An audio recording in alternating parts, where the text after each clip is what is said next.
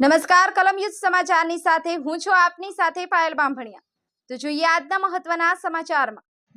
આજરોજ તારીખ 6/8/2024 મંગળવારના રોજ ગરબાડા તાલુકાના પાંદડી ગામના યુવાનો યુવતીઓ દ્વારા દાહોદ જિલ્લા કલેક્ટર સાહેબશ્રીને આવેદનપત્ર આપી રજૂઆત કરવામાં આવી કે આધુનિક યુગમાં શિક્ષિત યુવાનો યુવતીઓને વધુ જાણકારી મળે, નોલેજમાં વધારો થાય, ટેકનિકલ રીતે તેમને જ્ઞાન મળે, સરકાર દ્વારા સ્પર્ધાત્મક પરીક્ષામાં પ્રોત્સાહન મળે।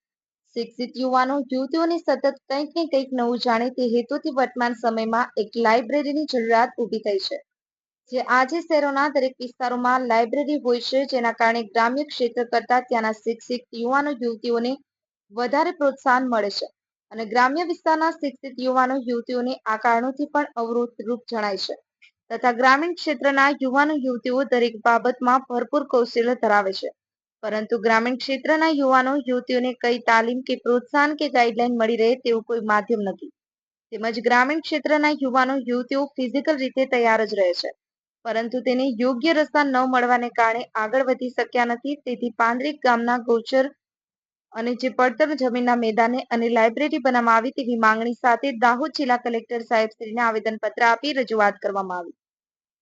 બ્યુરો ચીફ અંબારામ ખાટ સાથે કેમેરામેન કપિલ બારૈયા, કલમ યુઝ સમાચાર, હરમેશ સત્યની સાથે।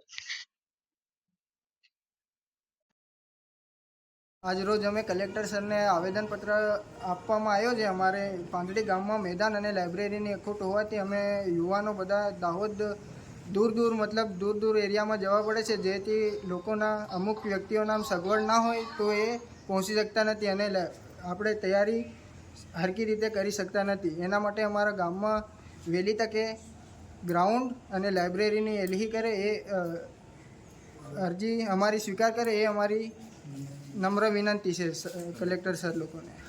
અને અમારા ખેતી જે ગૌચરણની જગા છે, જમીન પડેલી છે, ત્યાં સુધી અમુક લોકો ખેતી કરી રહ્યા છે, તે અમને કાયદેસર રીતે નિકાળી આપી અને ત્યાં અમને ગ્રાઉન્ડ અને લાઇબ્રેરી વહેલી તકે બનાવેલી એવી અમારી અપેક્ષાઓ છે। આપનું નામ? પસાયા વિશાલ કુમાર કરણસિંહ।